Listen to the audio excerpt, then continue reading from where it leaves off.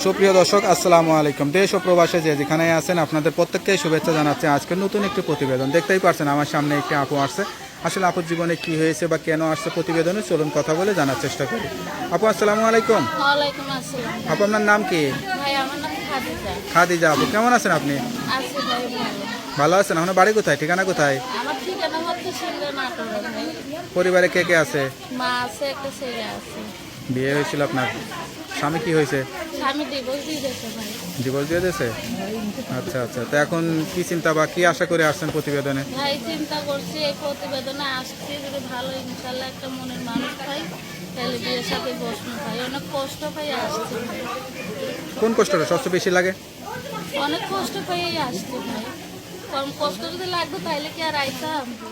না, স্বামী নাই সেটা বেশি কষ্ট নাকি অভাবের সংসার সেটা বেশি কষ্ট? স্বামী নাই এইটাও কষ্ট, আর এমনি অভাবেও আছে, এই জন্য আরো বেশি আসছে। বিয়েটা কি পরিবার থেকে হয়েছিল না কোনো প্রেম ভালোবাসা করে করছিলেন? না ভাই, প্রেম ভালোবাসা কি জিনিস তো জানি না, পরিবার থেকে বিয়েটা দিচ্ছিল।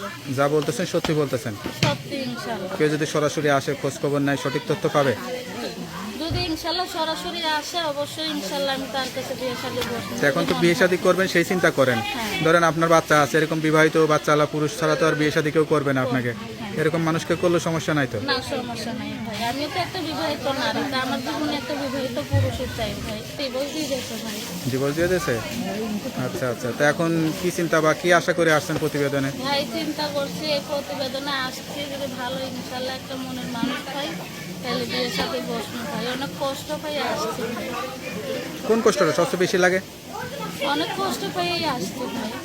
কম কষ্ট যদি লাগতো তাহলে কি আর আইতাম? না, স্বামী নাই সেটা বেশি কষ্ট নাকি অভাবের সংসার সেটা বেশি কষ্ট? স্বামী নাই এইটাও কষ্ট, আর এমনি অভাবেও আছে, এই জন্য আরো বেশি আসছে। বিয়েটা কি পরিবার থেকে হয়েছিল না কোনো প্রেম ভালোবাসা করে করছিলেন? না ভাই, প্রেম ভালোবাসা কি জিনিস তো জানি না, পরিবার থেকে বিয়েটা দিচ্ছিল। যা বলতেছেন সত্যি বলতেছেন?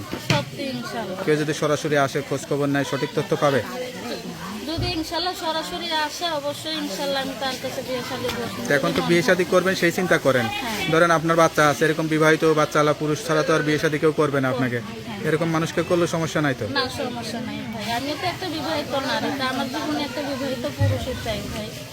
তো আপনার সঙ্গে কীভাবে যোগাযোগ করবেন? এই যে ভাই আমার প্রভাব নাম্বারটা মুখস্থ আছে? না, আমি মুখস্থ না। তার নাম্বারটা আমার কাছে দেন, আমি দেখে বলে দিই। হ্যালো বিয়ার, শুনতে পারলেন এক অসহায় গরিব পরিবারের একটি মেয়ের জীবনের গল্প। বা স্বামী হারা হয়ে গেছে, এখন একটা নতুন করে বিয়ে শাদী করবে সেই আশা নিয়ে আসছে। কেউ যদি যোগাযোগ করতে চান এই নাম্বারে যোগাযোগ করবেন।